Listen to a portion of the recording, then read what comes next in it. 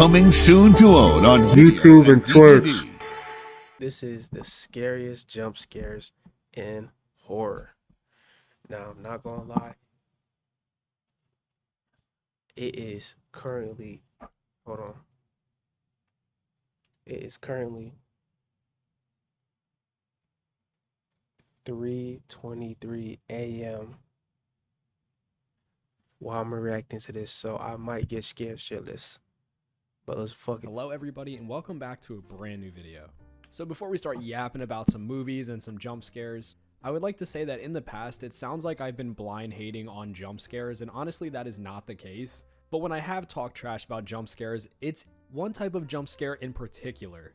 The one that has no build up, the one that has no correlation to anything whatsoever, that's just thrown at the audience faces to say, ooh, my movie is spooky, my movie's scary. But sometimes jump scares can be really effective and integrated really well into the story.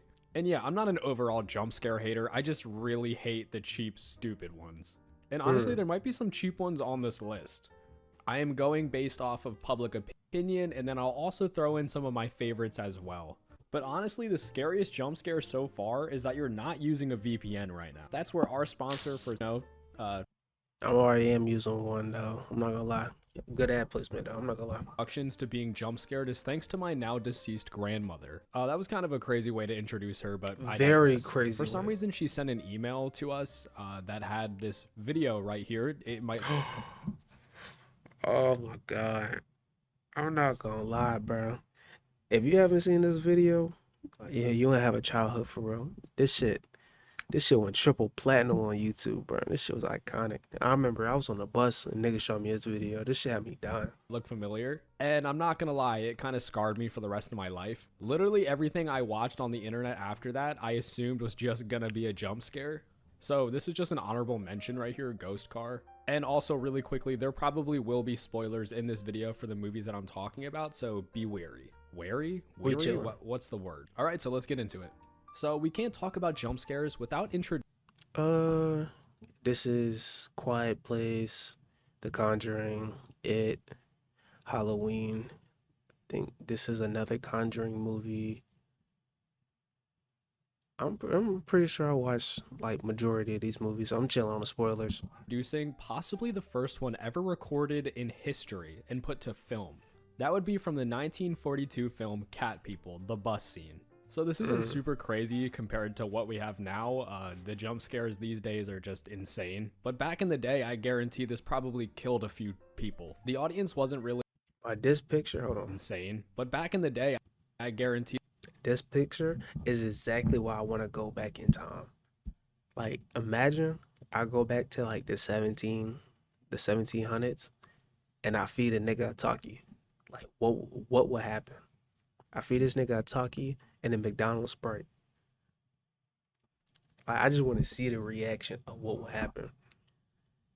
this probably killed a few people. The audience wasn't really used to this, like, cop out, jump scare, loud noise, so it was very effective at the time. Oh shit. Damn, did this shit get remastered? Why this shit looking kind of crisp? For an 80s film? Or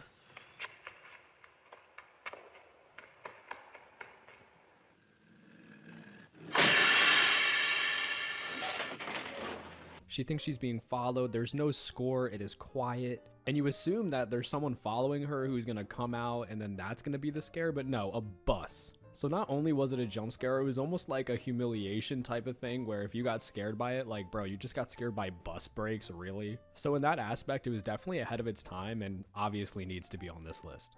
Another great addition to this list is the scene from Jaws, Ben Gardner's boat.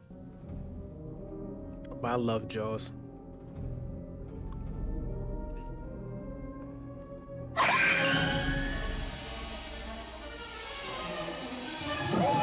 Now, I remember watching this film and being absolutely thrown off by this. It's a movie about sharks, so the audience assumes that, oh, you're looking through this hole in a boat, there's just going to be a shark that pops.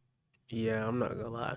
When I first seen it, I was definitely expecting the great white to just jump out, and then that shit, oh my god. Nope, it's a big floating head of deceased man. Instead of the water being filled with red blood, dude, it is filled with Dookie Brown. That would have scared the shit out of me in real life. And not only Oh, was this scene in particular pretty nigga, that shit would have scared the fuck out of me, regardless if it just popped up or not, nigga. A dead, like a mangulated body, that shit gonna scar a nigga. genius and caught a lot of the audience off guard, me included. But Steven Spielberg also held off on showing the shark for as much as possible to make it super effective when it really came up. And also, this dude's face is just super like decrepit and kind of uncanny valley looking. And if you saw this when it came out in 1975, please tell me if this actually like affects you to this day. Like, do you still see this dude's face in your dreams? This one Can't is be. definitely awesome. Jaws is a crazy series of movies if you ever want to watch them. I remember Facts. sitting down and watching the whole entire franchise. And honestly, I did not hate a single one. Yeah, they got really bad towards the end, but its badness almost just added to its charm. Hey, still better than Sharknado. That's all I gotta say. I just don't hate them. So call your boys over, have a Jaws marathon, have a great time. Let's move on to the next jump scare. Now this one is a definite spoiler, so maybe don't watch this part. This is one of the first times where there was like a cop-out ending to a horror film. I believe Carrie did something similar to this. It's not on this list because I personally don't think it's that scary, but it is very important when it comes to the jump scares in horror films. But this cop-out ending basically just makes you feel like everything is fine, everything is good.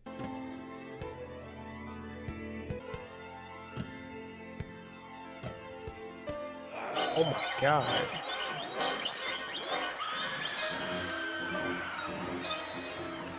And then all of a sudden, Jason just pops out of the water and rips Alice out of the boat, and no one was expecting it. It actually just so happens that the scene wasn't even in the original script. FX guru Tom Savini, I'm so sorry if I pronounced that wrong, thought he could get one final scream out of the audience, and to accomplish that, he basically lifted Carrie's finale, even down to the possibility that it was all a dream. And some say if it wasn't for this last minute addition, Friday the 13th may have never become a beloved horror franchise, but I don't believe that. Yeah, but this scene is so well known for a great reason. It's an awesome cop-out, and I love when horror movies do this. Now, there's this jump scare from The Ring remake from 2002, which honestly is a great remake. I don't think it gets enough credit for how awesome it truly is, and it definitely feels like its own independent film. It doesn't feel like it's riding off the back of anything else, and I honestly recommend it for anyone watching this film. Definitely check out The Ring remake. There is a scene in this film, guys, that has traumatized me since I was a wee child. I don't remember exactly where I was, but I saw The Ring on the shelf in some sort of store when I went out with my mother shopping. I was probably under the double-digit age when this happened, and I remember just wanting to watch it so bad. So I asked my mom if I can get it. For some reason, she said yes, and I remember we were taking the bus home, and I was just showing everybody this movie. I remember talking to them like, oh, I you got was The just Ring. waving I it cannot wait to around. watch this movie. I was so excited. And if I were to show you this just blindly, I'm just going to show you the clip. Rachel, please.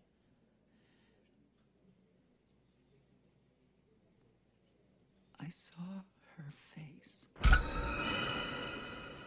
It Oh definitely my is not God. as effective as when you're actually watching the film. And honestly, that goes for a lot of these films. You really need to be encapsulated inside the environment of this film to feel these jump scares. But when I saw this as a child, I never touched that movie up until like maybe a year ago. That scene was honestly haunting and traumatizing, and I will never forget it. Who's to blame here? Myself for wanting to watch it, or my mother for letting me buy it? Who knows? Nigga, It's a you. toss-up. But I'm not gonna lie, this did honestly start my love for horror movies, because after I got deathly afraid of this jump scare, I was like, what else is there in store for these type of films? I cannot wait to watch more when I'm less of a baby. But yeah, this scene is awesome, and honestly, it is such a great film. And yeah, let's move on to the next jump scare on this list. Now, I don't really know if anyone is going to agree with me on this one, but that scene from Signs when the alien walks out during the live broadcast was fucking traumatizing. Children, vámonos! ¡Está atrás del garage! ¡Está atrás de ahí! ¡Es behind! Oh shit.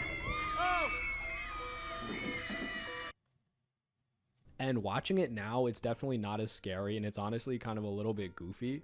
But M. Night Shyamalan grabbed me by my ankles, flipped me upside down, and shake the change out of my pockets. That's how much this shit rocked my world as a child.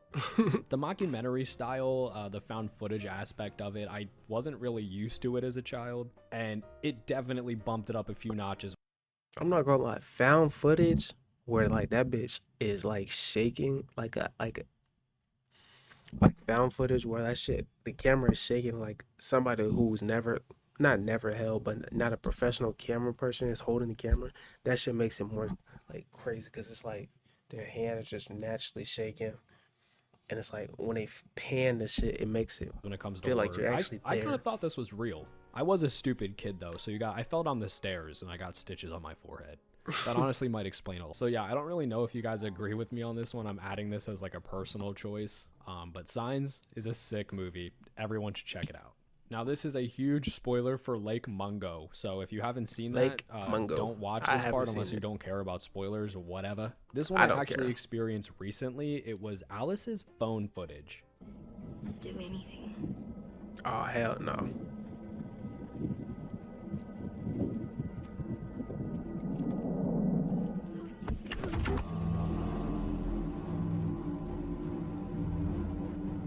At some point, this figure came towards her from out of the darkness. I recognized the That's it. Yeah, that's the jump scare. Nigga, all she did was walk to the camera. How the fuck is that a jump face as scare? soon as I saw She it didn't on even the do phone shit. video. It was the same face Oh. of the body that I had identified at the dam. It was Ellie's body and Ellie's face. Fuck. Oh my god, that got me. And there honestly weren't that many jump I'm mad that got me. Fuck. scares in this film. A lot of them were long, lingering shots that didn't have a jump conclusion to them. So when this scene came on, it was like someone took a defibrillator and put it on both sides of my head and just let it rip. My body shook for a solid second. It actually freaked me out so bad. Oh, I'm just thinking about it. This whole entire just seeing the footage from her phone is so eerie and creepy. I love this film. And I get a lot of comments of people saying, Lake Mungo is not scary, dude, shut up. And I have seen a lot of people say that this scene actually is very effective. So to those people, welcome to the camp of Lake Mungo enjoyers. And I do honestly recommend watching Lake Mungo. A lot of people said I wasted their time by recommending it, but who cares? You know, who cares really? Now this one might be one of the most iconic jump scares of all time. That is the insidious red-faced Darth Maul demon.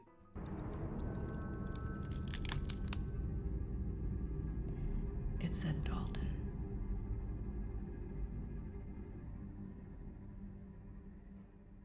I can still hear that voice.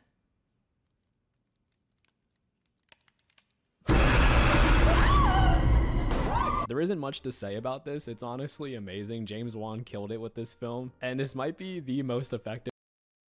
That shit was, and I'm not glad. If I was watching that movie again, I've seen it. But if I was watching it again, bro, that shit would have had me. Like for the first time, that shit would have had me. In a movie theater, that shit definitely would have had me. Jump scare that I've ever experienced in my whole entire life. I don't think the rest of the movies in this series are as effective as the first one, but this jump scare is so iconic. You've probably seen it before if you're a fan of horror in any way, shape, or form. And it is so smart. It is such a great cut to an amazing jump scare. I know I keep saying this, but you should check out Insidious. Even if you don't find it scary, I still think it's an entertaining ghost film. And yeah, I seriously need to rewatch this movie. Alright, so that is going to be it for this video. I really hope you enjoyed. I know I left out a ton of That was the scariest jump scares in horror movies. You know, let me know how y'all feel about that. Life and death and love and birth and peace and war on the planet Earth.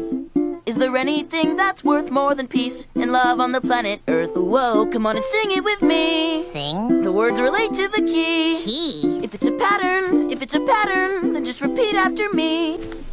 Life and death and love and birth and peace